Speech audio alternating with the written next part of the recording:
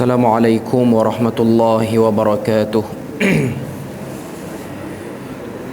Innal hamdalillah nahmaduhu wa nasta'inuhu wa nastahdihi wa nastaghfiruh wa na'udzu billahi min shururi anfusina wa min sayyiati a'malina.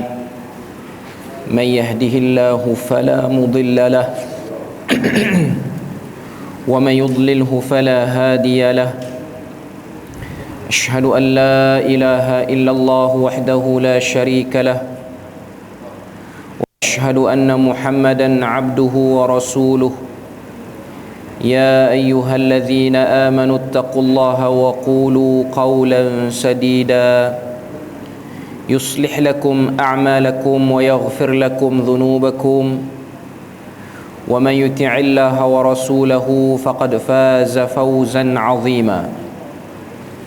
الحمد لله الذي بنعمته تتم الصالحات. ربنا آتنا من لدنك رحمة وهيئ لنا من أمرنا رشدا.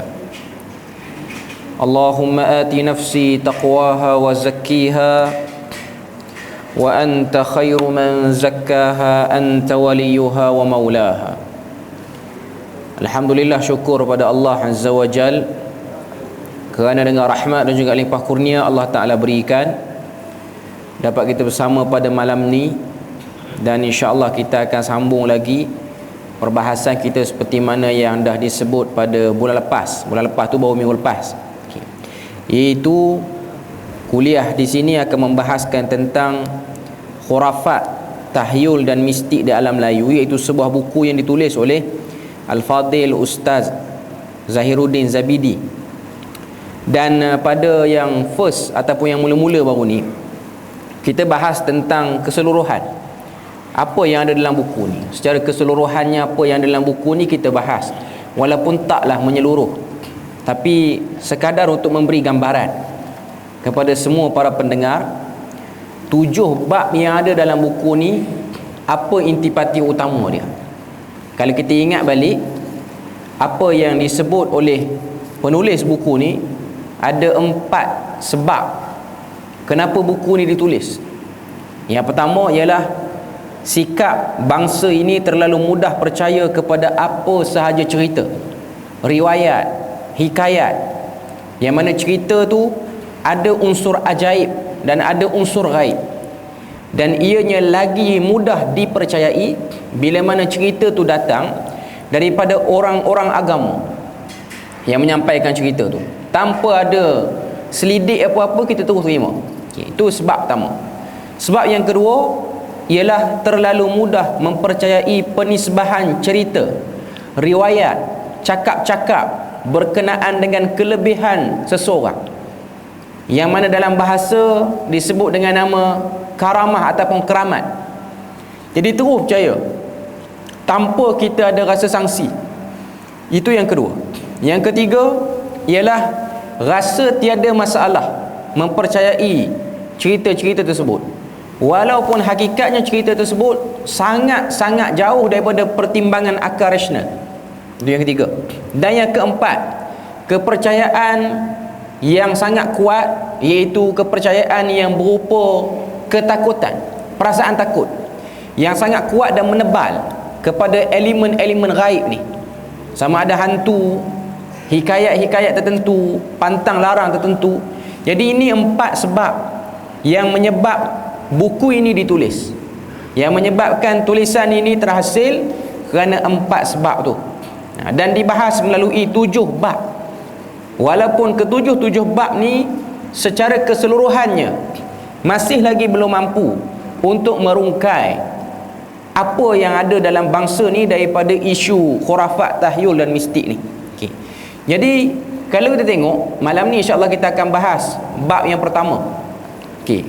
Sebelum masuk bab pertama, kalau orang yang ada buku ni dan orang yang baca buku ni, dia sebelum masuk bab pertama ni, dia ada beberapa siri kata pengantar, dan juga dia ada pembukaan yang disebut dengan nama prolog. Prolog tu ialah mukaddimah kepada perbahasan buku ni. Maknanya sebelum masuk bab pertama ada 4 mukaddimah yang penting, yang mana tak boleh kita tinggal Untuk baca buku ni tak boleh lompat terus pergi bab pertama nak tinggal mukadimah, tak boleh. Mesti kena baca dulu mukadimah dia untuk nampak kenapa bab ini perlu dibincang, kenapa perkara ni mustahak. Pertama kita dah sebut sebelum ni, iaitu kepercayaan ini mengganggu gugat keaslian agama ni. Kepercayaan ni menyebabkan sumber agama tu terganggu. Sepatutnya diambil melalui jalan ni agama, tapi agama diambil melalui jalan lain sebab ada kepercayaan lain yang didahulukan, ada kepercayaan lain yang dikedepankan dan diutamakan. Jadi itu yang pertama yang kita kena tahu, kenapa bab ni perlu dibincang. Dan kalau kita tengok sarjana-sarjana daripada banyak tempat, maknanya bukan hanya dalam negara, luar negara, daripada mana-mana tamadun, membahaskan tentang kepercayaan khurafat, tahyul dan mistik ni lah. Okay. Kalau orang baca pada prolog yang pertama, kedua, ketiga, dalam prolog ni dia ada datangkan satu orang tokoh, iaitu Dr. Farouk Yahya. Dr. Farouk Yahya ni orang Melayu, tapi dia menjadi penyelidik yang duduk di Universiti Oxford. Maknanya bukan duduk di Malaysia lah, duduk di luar negara. Dia ada banyak kajian tentang Melayu, black magic, bomoh apa semua ni. Okay. Dan kajian-kajian yang dia buat mengejutkan kita. Sebab apa? Sebab benda-benda yang dia buat ni, perkara-perkara yang dia buat, penyelidikan yang dia buat ni, dia temui ilmu pantang larang yang ada unsur khurafat apa semua ni, dia temui di mana? Dia temui di negara kita ni, dan ianya berlegar di kalangan orang-orang agama. Dia bukan berlegar di kalangan orang-orang yang orang panggil bomoh dan dukun secara total. Sebab tu kalau orang yang baca buku ni, saya kena tunjuk dalam buku ni sebab dia ada sebut. Okay. Dia jumpa ada satu manuskrip. Manuskrip tu merupakan satu gambaran tangkal azimat yang perlu digantung. Tapi manuskrip ni ataupun tangkal ini disimpan oleh satu orang yang dikenali sebagai muazzin di satu masjid. Tak nak sebutlah masjid negeri mana, cuma disimpan oleh orang-orang masjid. Disimpan oleh orang masjid. Mungkin kerana kadar ilmu dia orang pada waktu tu tak rasa simpan benda tu salah. Walaupun Nabi kata man 'allaqat tamimah, siapa-siapa yang menggantung azimat, simpan, percaya, macam-macam lah isu perdukunan ni, apa-apa semua ni, itu semua termasuk daripada benda yang menjerumuskan orang tu kepada kesyirikan. Tapi tak rasa salah. Tak rasa salah. Bahkan kalau kita tengok, sebelum ada buku ni lagi, pihak JAKIM ni kira badan berautoriti lah di Malaysia untuk mengulas, untuk membuat pemantauan terhadap pengamalan agama Islam di negara. Walaupun saya tahu bila mana sebut JAKIM ni, tak semua orang setuju dengan keputusan dia. Cuma dalam bab isu-isu mistik, isu-isu khurafat ni, JAKIM dia ada letakkan beberapa ciri-ciri. Semalam saya kuliah di Teluk Jambu semalam, bahaskan buku daripada JAKIM tentang isu perdukunan dan perbomohan ni. JAKIM ada letak 23 ciri bomoh-bomoh di Malaysia ni yang confirm tak betul. Ciri yang pertama ialah melakukan pertapaan. Dia nak dapat satu ilmu tu, dia buat pertapaan. Okay. Pertapaan tu dia buat di satu tempat, nama dia Pulau Sembilan, di Bagan Datuk, Perak. Dibuat di satu tempat, di gua, dalam gua. Dan waktu pertapaan tu mengharapkan untuk berjumpa dengan satu lembaga yang digelarkan dengan nama Tok Tepoh ataupun Tok Tepoh. Yang mana lembaga ni, dia orang kadang-kadang dia bertukar jadi harimau jadian. Waktu dia bertukar tu, waktu dia datang tu, nak tunggu dia turun ilmu-ilmu pelik kepada bomoh yang duduk bertapa situ. Dan pertapaan itu mengambil masa 77 hari. Itu JAKIM punya kes. Ni bukan cakap-cakap tepi kedai kopi, bukan. Berdasarkan kes-kes. Dan ada setengah-setengah bomoh yang buat ritual ni, dia bukan hanya jumpa harimau jadian, kadang-kadang jumpa naga, kadang-kadang jumpa ikan duyung pun. sebelum nak jumpa Tok Tepuk tu. Tak tahulah macam mana rupa kawan tu. Cuma nak katanya berdasarkan kes-kes perbomohan dan perdukunan, dan banyak lagi lah sampai 23 ciri tu. Cuma nak katanya itu antara yang ada di negara kita. Itu secara umumnya saya nak sebut benda ni serius. Walaupun ada orang dia rasa benda-benda ni tak perlulah tekan lebih-lebih, tapi sebenarnya walaupun di zaman dan di era yang kita kata moden zaman sekarang ni, kepercayaan kepada benda-benda macam ni masih lagi ada dan menebal bagi setengah-setengah orang, dan dijadikan sebagai alternatif. Bila mana ada problem, sinilah tempat untuk dia selesaikan problem tu. Jadi dalam prolog yang awal ni dia sebut tentang realiti bangsa ni masih ada. Maknanya tak boleh buang lagi 100%. Memang ada pun. Benda tu memang ada, dan benda tu memang wujud. Tak dapat dipisahkan. Sama ada diamalkan secara pekat pengamalan dia tu, beramal sungguh, ataupun beramal secara nipis-nipis, tepi-tepi je, sekadar meneruskan kebiasaan pun boleh jadi. Jadi itu yang disebut dalam prolog ni lah. Jadi saya memang harap orang boleh baca buku ni. Memang peringkat awal baca buku ni macam tak percaya dia punya fakta-fakta yang dia hidangkan. Sebab fakta-fakta dia kadang-kadang berat, dan kadang-kadang orang kata apa, kita terkejut apa yang nak disampaikan. Kemudian yang menarik dalam prolog yang awal, ataupun dia panggil mukaddimah Pasak Minda ni, dia sebut tentang kenapa orang Melayu boleh terlibat dalam bab ni. Penulis hafizahullah ta'ala, dia ada tulis satu artikel yang bertajuk Dimensi ayat kelima surah Al-Fatihah, iaitu Iyyaka na'budu wa iyyaka nasta'in, menurut pandangan Profesor Hamka dan realiti dalam masyarakat Melayu. Kita cerita secara umum. Ni tak cerita pasal bomoh, cerita umum. Kita ni orang Islam, surah Al-Fatihah ialah surah yang memang semua kena tahu. Tidak sah keislaman satu orang tu kalau dia tak ingat surah Al-Fatihah ni. Melainkan dia ada gangguan sakit sehingga dia ada gangguan mental, tu cerita lain. Sebab kalau dia tak tahu surah Al-Fatihah, dia tak boleh salat. Sebab salat, syarat sah salat tu ialah kena baca surah Al-Fatihah dalam qiyam di setiap rakaat. Kenapa surah ni diulang berkali-kali dalam hidup kita? Sehari paling minimal kita akan ulang 17 kali. Kalau kita salat sunat, lagi banyak kita akan ulang. Bahkan mungkin sebahagian orang dia baca juga luar pada salat. Dalam surah Al-Fatihah 7 ayat tu, antara yang besar sekali ialah Iyyaka na'budu wa iyyaka nasta'in. Itu paling besar, iaitu ayat kelima. Pada ayat tu Tuhan kata, hanya kepada Engkau kami sembah, dan hanya kepada Engkau kami mohon pertolongan.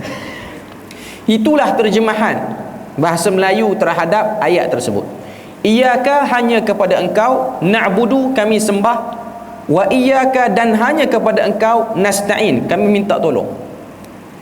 Kata Profesor Hamka, bila mana diterjemahkan perkataan na'budu dengan sembah, dia punya rasa gerun waktu dengar perkataan tu, dia tak mencakupi kehendak sebenar ayat tu. Perkataan na'budu asal daripada abida. Abida keluar daripadanya ibadah. Na'budu tu dia gabung sekali dengan kata ganti nama nahnu situ. Cuma yang nak sebut sini ialah perkataan abida dan ibadah, kita kena faham dengan lebih besar lagi.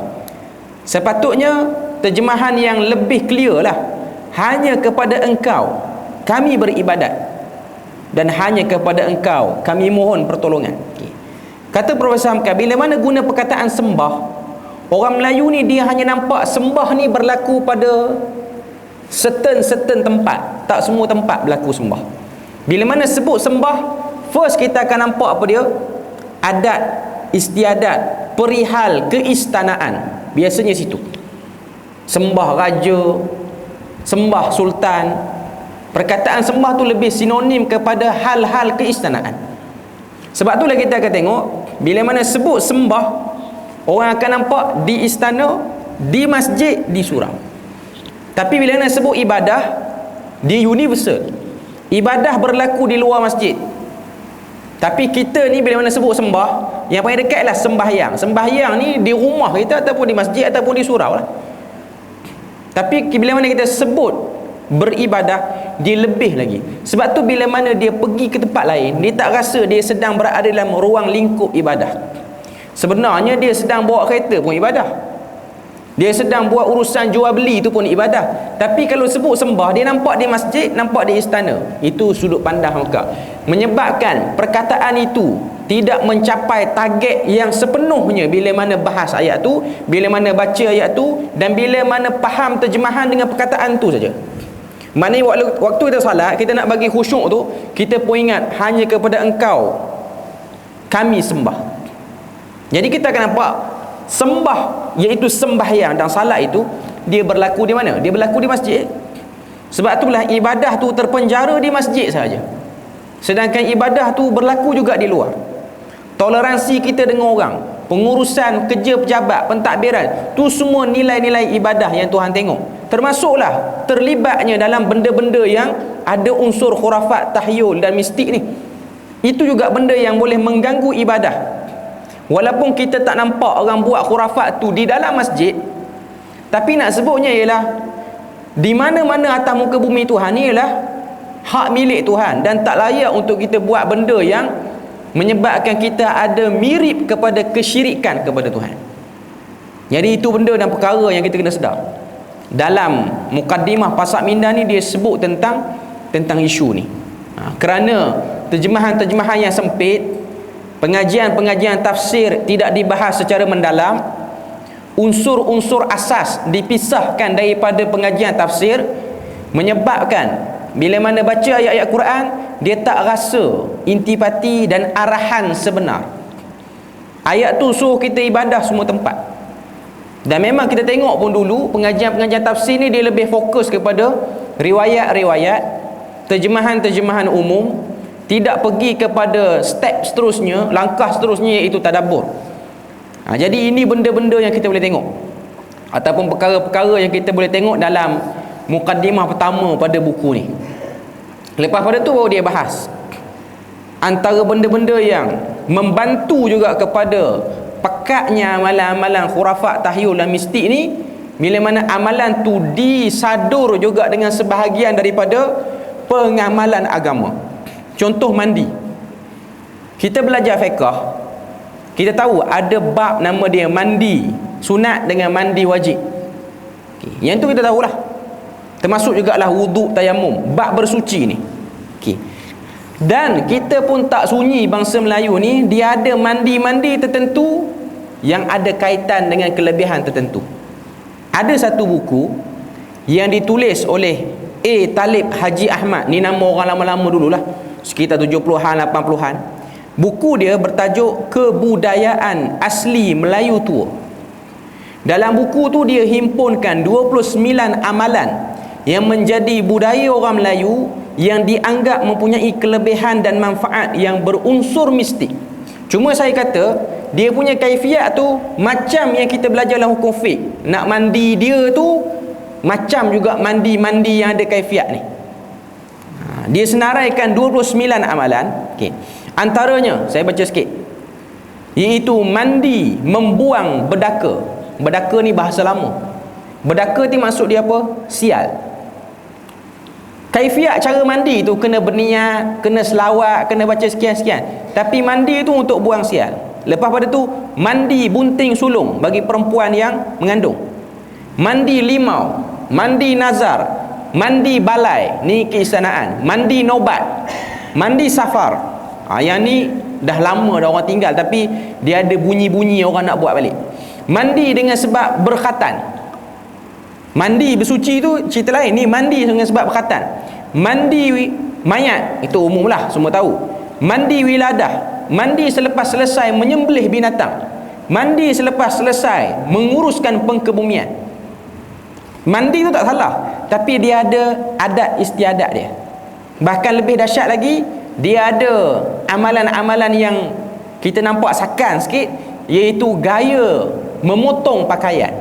Maknanya nak pakai baju macam mana. Lepas tu upacara bersanding, upacara membelah mulut bayi yang baru lahir, upacara naik buai, upacara turun tanah, dan keramat sekian-sekian lah. Okay.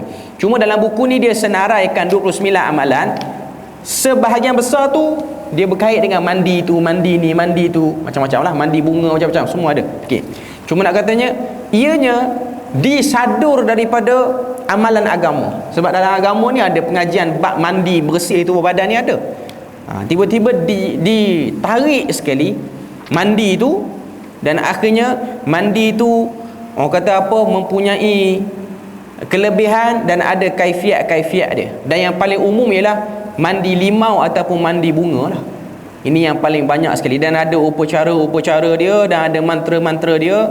Dan kaifiat mandi limau tu tujuan dia untuk memudahkan urusan jodoh, pulih semangat, macam-macam. Okey. Cuma ini yang disebut dalam apa nama ni, dalam mukaddimah Pasak Minda yang awal-awal ni. Maknanya yang awal-awal ni pun dia dah sebut tentang beberapa penyelewengan awal. Sekarang ni baru saya nak masuk bab yang pertama. Saya tak nak bincang panjang-panjang. Okey. Saya nak sebut bab pertama. Okey. Bab pertama dia tak sebut lagi khurafat. Dia yang sebut khurafat ni bab ketiga sampailah ke atas 7. Bab 1 dan 2 ni dia lebih kepada sifat manusia bila mana dia nak percaya sesuatu. Kita ni bila mana kita nak percaya sesuatu, macam mana diri kita. Okey.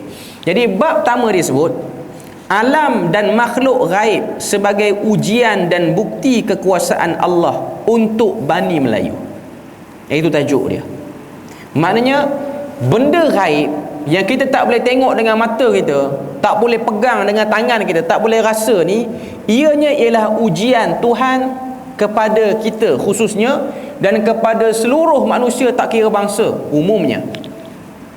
Dalam Al-Quran ayat 155 Allah Ta'ala sebut, وَلَنَبْلُوَنَّكُمْ بِشَيْءٍ مِّنَ الْخَوْفِ وَالْجُوعِ, demi sesungguhnya kami pasti akan uji kamu sekalian manusia dengan sedikit daripada rasa takut dan juga rasa lapar, wa naqsim minal amwal, dan juga kurang harta benda, wal anfus, dan juga mati sebahagian jiwa, was thamarat, dan rosaknya sebahagian tanaman, wa basyiris sabirin, dan berilah berita gembira kepada orang yang sabar. Ayat ni kita mungkin biasa dengar, sama ada imam bacakan dalam salat ataupun dengar dalam khutbah Jumaat ke apa-apa. Cuma kalau kita tengok ayat ni kadang-kadang dibahas daripada satu sudut saja. Tuhan senaraikan beberapa ujian yang dia akan uji kita. Secara umumnya ada 5 ujian. Takut, lapar, kurang harta benda, mati sebahagian jiwa, rosak tanaman. 5 benda Tuhan sebut dalam ayat 155 surah Baqarah ni, benda yang pasti akan berlaku pada semua manusia, dan ianya merupakan ujian dan keberuntungan bagi orang yang sabar. Okey. Yang saya nak bahasnya ialah nak kait dengan tajuk kita ni, iaitu khurafat, tahyul dan mistik ni, iaitu ujian pertama Tuhan sebut. Walanabluwannakum bisyai'in. Perhatikan ayat tu, Tuhan kata kami pasti akan uji kamu. Bisyai'in. Bisyai'in tu dengan makna tab'in, dengan sebahagian. Tak uji sepanjang hidup, sebahagian hidup ya. Maknanya ada certain waktu tempoh dalam hidup kita ni kita kena ujian ni. Dengan umur yang Tuhan bagi sekarang 40, 50, 30, ada beberapa waktu dalam hidup ni kita akan kena 5 ujian ni. Takut, lapar, kurang harta benda, mati sebahagian orang tersayang, rosak tanaman ataupun kacau kerja dia. Okey. Yang saya nak fokus ialah yang pertama, iaitu Tuhan kata kami akan uji kamu dengan sedikit ketakutan. Kita baca tafsir, bila mana dia sebut al-ju' al-khawf, al-ju' maksud dia lapar, al-khawf maksud dia apa? Diddul aman. Itu yang disebutkan dalam kebanyakan tafsiran. Takut itu lawan kepada rasa aman ataupun rasa selamat, iaitu perasaan rasa tak selesa dengan suasana dan rasa terganggu, rasa tak kena lagi. Dia duduk dalam takut ni boleh jadi risau ada dalam tu. Ataupun kita sebut sekarang anxiety, fikir benda yang tak jadi lagi tapi takut terjadi. Okey, itu salah satu. Yang kedua ialah rasa takut orang akan kacau keselamatan kita. Rasa takut tu. Okey. Yang ketiga ialah takut pada benda-benda yang tak nampak tapi tahu benda tu ada. Contoh saya bagi pada tuan-tuan. Kita nak beli rumah, rumah tu bekas orang tinggal. Rumah tu orang lelong, murah semacam. Bilik banyak, ruang pun luas. Tapi rumah tu creepy sikit ataupun menyeramkan sikit. Okay. First, ada orang dia sanggup beli. Belilah dah rumah. Rumah tu murah kita beli. Okay. Tapi sebahagian orang dia tak nak beli sebab apa? Adakah rumah tu tidak memenuhi kriteria umum impian orang? Rumah ada 5 bilik ke atas, kena lagi bilik air tu sampai setiap bilik ada, ruang tamu sampai 3, Porsche kereta sampai boleh masuk 4. Cuma harga rendah pada pasaran biasa. Macam-macam kita akan fikir. Boleh jadi rumah tu ada problem, tapi biasanya orang akan fikir dengan tengok rumah tu ada dah tumbuh-tumbuhan yang duk naik kot tingkap apa semua. First kita akan nampak apa dia? Rumah ni berantu kot sebab tu orang jual mahal, orang jual murah. Biasanya macam tu. Berantu sebab apa? Sebab mungkin rumah ni pemilik dia sebelum ni ada buat benda-benda pelik, jadikan rumah ni sebagai tempat mengamalkan benda-benda yang pelik. Satu. Ataupun rumah tu dia bukan asal rumah hantu, cuma pernah terjadi peristiwa-peristiwa yang menakutkan, pembunuhan, orang mati dalam tu, orang gantung diri. Okey. Saya nak sebutnya ujian takut tu. Takut. Benda tu tak confirm, tapi kita takut. Dan manusia ni dia memang ada kebolehan untuk takut pada benda yang belum jelas lagi kat depan. Ataupun dia boleh ada satu rasa dia nak bertindak, nak buat sesuatu walaupun benda kat depan belum clear lagi, belum jelas lagi, dan belum pasti lagi benda tu ada. Contoh lain saya bagi tuan-tuan dan puan-puan. Kita bawa kereta, kita duduk lain ni, kereta yang daripada depan duduk lain sebelah. Nak dekat dengan kereta kita, dia pun high beam, angkat lampu. First dalam kepala kita apa kita fikir? Roblox lah. Okay. Tapi boleh jadi dia angkat lampu tu sebab kereta belakang tu kawan dia. Kereta belakang kita tu kawan dia. Dia kenal nombor plate. Kita pula perasan dia tegur, dia tu tegur kita ataupun nak beritahu ada benda-benda kat depan. Bila mana dalam kepala duk terfikir Roblox, apa yang first kita akan teringat? Seat belt pakai tak lagi? Tali pinggang. Tarik terus tali pinggang. Lepas pada tu duk terfikir, rotate hidup tak lagi? Sampai 500 meter tak ada apa, 1 kilometer ke depan tak ada apa, sampai ke destinasi tak ada Roblox apa pun. Tapi yang boleh tarik tu, yang boleh terfikir tu sebab apa? Tak nampak pun kat depan, tak confirm pun. Saya nak sebutnya perasaan manusia, dia nak takut satu benda tu, dia ada walaupun tak confirm lagi. Kita boleh percaya, mungkinlah sebab kebiasaan orang bagi lampu ni macam tu lah. Tak ada orang bagi lampu dengan maksud-maksud lain. Mesti maksud dia ada Roblox ke, ada accident kat depan, ada apa-apa sajalah yang menghalang di hadapan. Itu. Cuma saya nak sebutnya ialah manusia ni, antara ujian dia ialah dia boleh ada rasa takut. Termasuklah bila mana orang Melayu ni wujud di atas muka bumi. Perasaan yang mula-mula akan ada dalam jiwa seorang manusia ni, dia rasa takut. Takut dia punya perjalanan hidupnya diganggu. Okay. Dalam buku ni dia senaraikan pada kita 5 perkara. 5 perkara yang manusia ni dia bimbang pada diri dia. Yang pertama ialah keperluan fisiologi, iaitu keperluan asas. Udara, air, makanan, tempat tinggal, tidur, pakaian. Ini ialah keperluan asas. Kadang-kadang dia takut dia kurang, maka dia akan buat macam-macam untuk bagi dia cukup yang ni. Lepas tu dia naik keperluan yang kedua, iaitu keselamatan.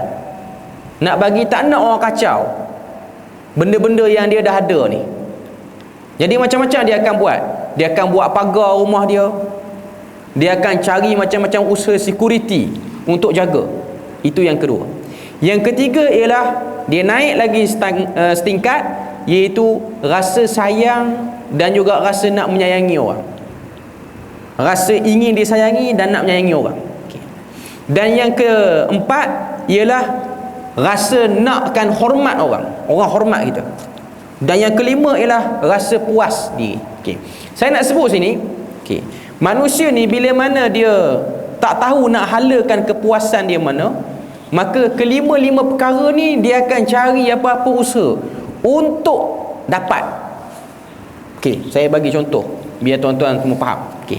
Untuk bab pertama ni, bila mana orang ni dia takut macam-macam orang boleh buat pada dia. Sama ada dia takut tu benda yang dia nampak, ataupun dia takut tu benda yang dia tak nampak, hantu, syaitan, jin, apa semua ni. Jadi dia akan usaha untuk cover 5 benda ni. Sebab tu kita akan tengok ada orang dia nak makan hari-hari ni pun dia terlibat juga dengan hantu-hantu ni. Nak cukup makan hari-hari. Kita akan tengok bomoh apa semua ni, dia nak bagi dia tu ada supply daily dia, supply harian, supply mingguan, supply bulanan, tahunan. Duit lah istilahnya. Nak bagi ada makan, ada minum. Jadi dia buat macam-macam usaha untuk dia stay boleh makan, minum. Sebab tu kita akan tengok orang-orang yang terlibat dengan bab ni, dia tak tahu nak buat apa. Kebolehan dia hanya pandai panggil hantu. Kampung tu tak ada apa-apa gangguan pun, dia yang hantar gangguan. Lepas pada tu dia pula promote dekat orang. Nak bagi gangguan tu hilang, boleh mari jumpa saya. Padahal gangguan tu dia yang create gangguan tu. Dia yang buat gangguan tu. Bila mana gangguan tu nak dipulihkan, dia kata ni kena bayar sikit ni. Bayar sikit, slow lah. Kalau kita bayar banyak, lamalah gangguan tu tak berlaku. Kalau kita bayar sikit, selang seminggu datang balik. Dia nak suruh bagi keras sikit lagi. Sebab apa? Nak memenuhi keperluan yang hantar tu. Lepas pada tu nak keselamatan.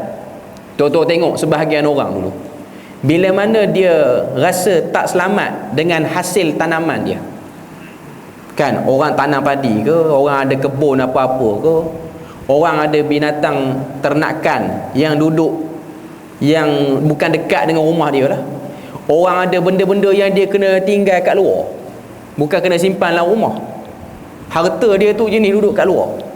Kan orang kampung ni kan orang kaya, dia duduk kat luar je harta. Tuan-tuan tengok orang yang betul-betul kaya lah orang kampung. Sebab apa? Harta dia duduk kat luar, dia open gitu je. Sawah padi mana ada orang tanam dalam rumah? Orang tanam kat luar. Lembu, kambing, orang tak bawa naik dalam rumah. Malam je orang naik dalam rumah, takut orang curi, dia letak dalam kandang tu. Orang boleh tengok, orang boleh suluh pun. Tu duit semua tu, seekor beribu. Duit tu letak kat luar je. Orang lain, orang kaya simpan dalam bank. Yang dalam bank pun ada. Cuma kata nak bagi jaga ni, kadang-kadang tak ada dan tak tahu ilmu tauhid, ilmu tentang benda yang boleh mensyirikkan, terlibat juga dengan benda-benda macam ni. Belalah 1-2 ekor hantu nak suruh jaga kebun getah contoh. Orang pun pelik kebun getah dia ni, satu daun kering pun tak ada. Bersih elok kebun dia, tapi dia ada pembeza dia. Kebun orang, kebun dia. Kebun orang luar sikit bersepah daun kering, kebun dia semua bersih elok, tak ada apa. Siapa tolong sapu? Siapa yang tolong uruskan? Benda lain, tengok dari segi dia tu, hasil kebun dia bukan banyak, bukan sebulan sampai 60,000, 70,000 sehingga dia boleh hire orang untuk jaga. Jadi dia upah benda lain yang kita tak nampak. Hantu apa semua. Sebab hantu ni dia tak pakai KWSP kalau nak kerja dengan dia. Dia tak perlu daftar apa-apa semua, tak perlu nak kena ada nombor gaji, bonus, tak perlu. Just jamu bagi elok, kambing bagi gemuk sikit, perasak bagi banyak sikit, lepas tu adalah benda-benda kecukupan yang kita kena perlukan. Jadi benda tu mudah. Sebab tu kita tengok benda ni berlaku. Tak kira lah, ada orang dulu buat puja padi, nak bagi padi ni ngam. Sekarang saya tak tahu lah, mungkin orang tak buat kot benda tu. Ada orang yang duduk kawasan-kawasan pantai, dia letak sesuatu dekat perahu dia, dekat bot dia, dekat alat yang boleh tangkap ikan tu, letak sesuatu supaya benda tu boleh panggil ikan daripada dasar laut mana masuk dalam bubu dia je. Akhirnya nak mati, mulalah cungak-cungak sebab duk pera benda lain. Okay. Benda tu berlaku. Saya kata ni ialah benda yang memang berlaku, realitinya ada. Okay. Sebab apa? Keselamatan. Ataupun jaga rumah, dah kaya dah pun jaga rumah, rumah dia ada kunci, elok dah, mangga semua elok, tapi dia rasa tak yakin, dia bubuh lagi benda lain. Dia bubuh hantu apa, bagilah nama hantu apa. Orang pun tanya, Haji tak ada kat rumah, tapi saya tengok dekat maghrib je ada duk tersengih depan pintu pagar. Yang tu Haji mana? Haji yang dia blur lah. Okay. Haji yang sama juga lah. Sebab benda tu dia akan ikut muka Tuhan dia, sebab dia boleh berubah macam-macam muka. Dan yang lebih teruk lagi, dia ambil, dia nak bagi pula kepada keturunan bawah dia. Yang tu yang penat sikit. Bila mana nak mati, pandai bercakap dengan anak ke, dengan cucu ke, tiba-tiba berlaku pertukaran hak milik. Ataupun anak tak nak terlibat, rumah tu tinggal. Saya kata ni sebab pengalaman, rumah tinggal. Sebab anak balik je ada rasa something, akhirnya tinggal. Rumah dah tinggal lebih pada 10 tahun, perabotlah rumah, satu pun orang tak boleh ambil. Dengan sebab ada benda lain yang jaga, kecuali satu kelompok yang boleh ambil. Tuan-tuan tahu siapa kelompok yang boleh ambil? Penagih dadah. Okey, penagih dadah tak makan dengan hantu ni. Dia dengan hantu masuklah, angkut lah apa benda yang nak. Sampai di pintu tu dia kalis bab-bab tu. Sebab tu kalau tengok rumah tu orang cerita berantu apa, lah jadi sarang penagihan. Akhirnya adalah setengah-setengah yang keras elok apa semua. Cuma nak katanya dia datang geng yang satu kepala, okey lah. Sebab yang ni pun memang satu geng lah, satu geng-geng yang problem semua. Okey. Lepas tu dia naik kepada sayang menyayangi. Ada orang dia nakkan orang sayang dia, dia paksa orang suruh sayang dia, akhirnya dia sihir orang tu. Benda tu boleh jadi, benda tu berlaku. Dia nak suruh orang sayang dia, lepas tu dia nak suruh orang stay sayang dia seorang, jangan sayang orang lain. Macam-macam dia buat. Istilah kita macam-macam lah, nasi kangkang ke, buluh perindu ke, selit dekat gigi nak bagi cakap manis selalu. Benda tu boleh jadilah ilmu manis kampung ke, ni semua benda ada. Okay. Yang keempat, iaitu penghormatan. Nak suruh orang hormat, dia buat benda-benda karut.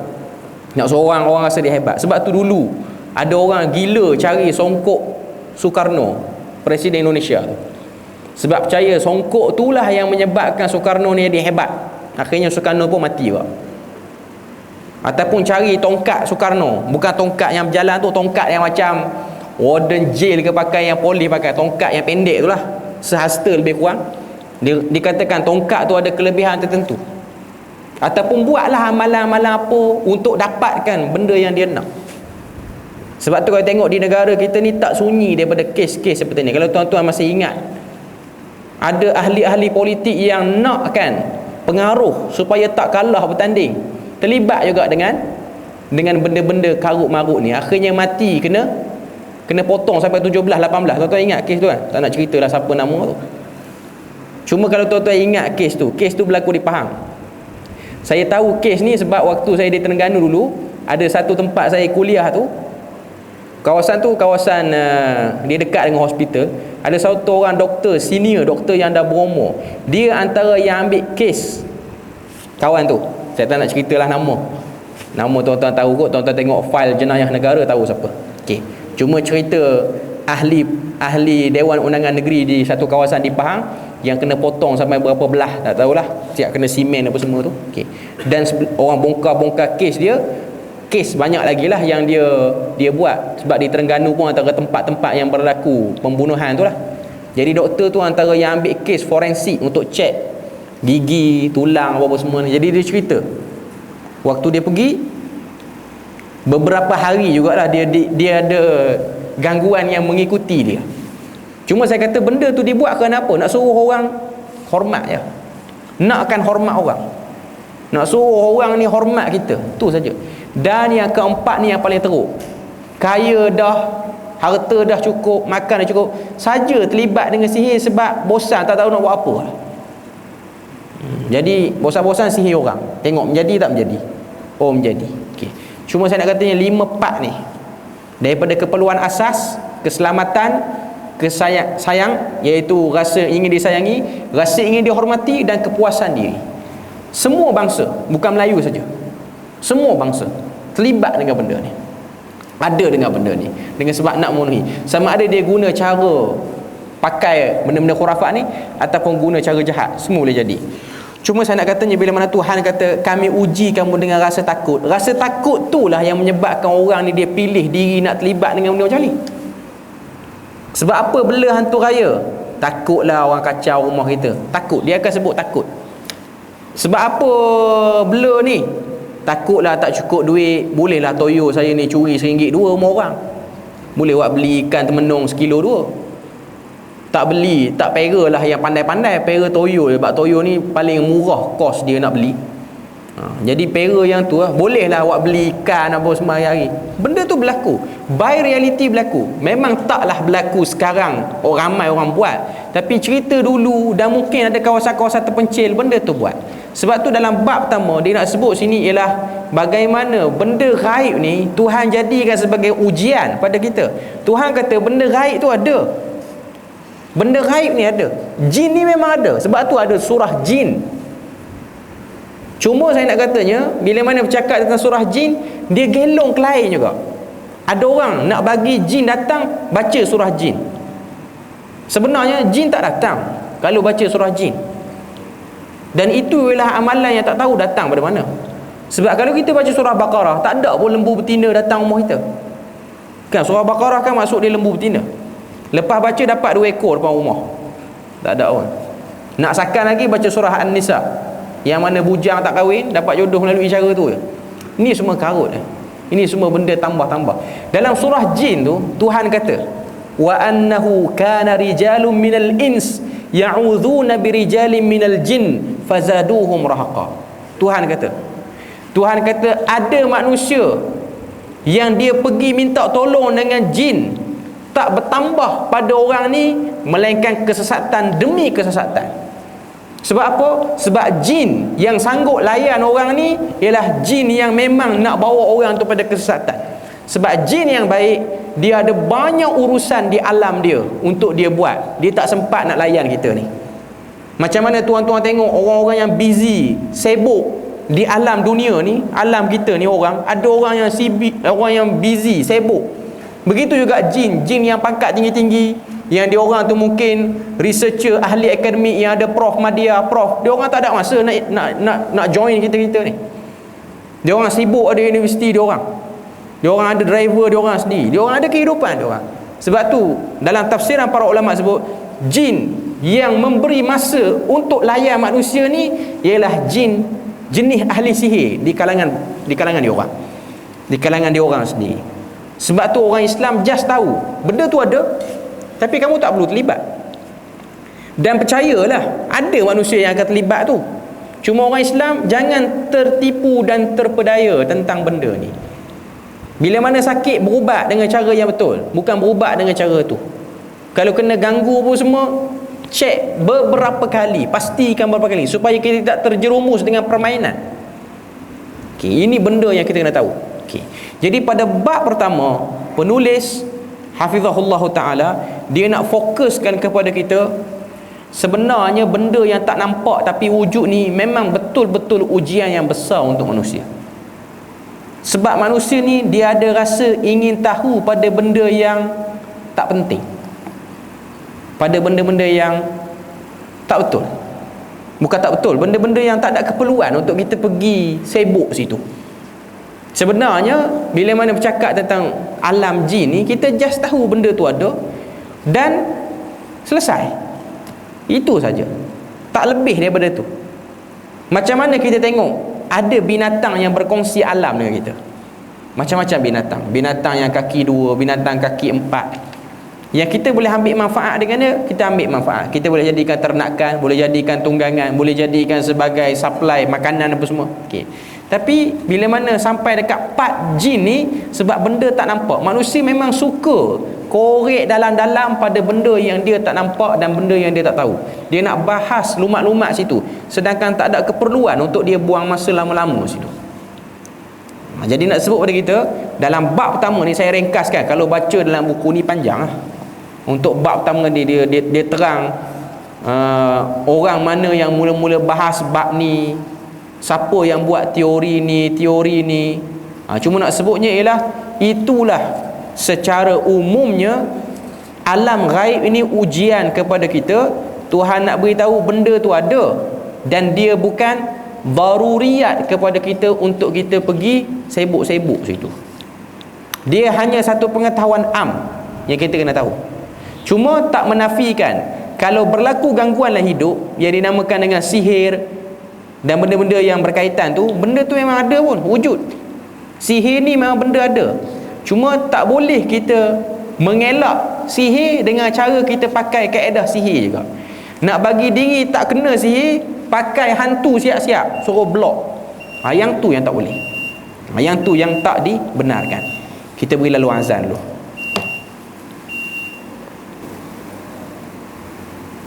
Okey, kita tengok sikit lagi apa yang disebut sini. Okey. Dalam buku ni dia ada bahas beberapa perkara ujung-ujung ni lah. Okey. Antara benda yang kita kena beri perhatian ialah bukan kita fokus tentang alam jin sehingga kita nak kena tahu gangguan-gangguan dia by clearly satu-satu. Okay. Dia ada bahas sebagai panduan akhir pada bab pertama ni, iaitu 3 unsur utama dalam kehidupan kita: daruriyat, hajiat dan juga tahsiniyat. Ni orang belajar maqasid dia tahulah. Okay. Maknanya ada benda-benda dalam agama ni, dalam kehidupan kita ni, kita kena timbang melalui 3 benda ni. Mungkin kita akan bahas pada kali akan datang lah. Okay. Kita kena kenal pertama daruriyat, iaitu benda-benda yang menjadi darurat. Kalau kita tak ada yang tu, dia benda yang akan memberi kekurangan yang besar dalam hidup. Kalau kita tahu bab jin ni secara menyeluruh dan kita buat benda tu, adakah dia menjadi darurat yang mustahak? Itu antara persoalan yang akan ditimbulkan.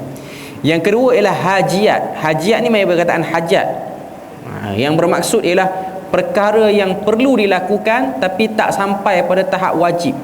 Macam daruriyat tadi, dia perlu tapi still ada angle, sudut-sudut lain yang kita boleh cari sebagai alternatif. Okay. Dan yang ketiga ialah tahsiniyat.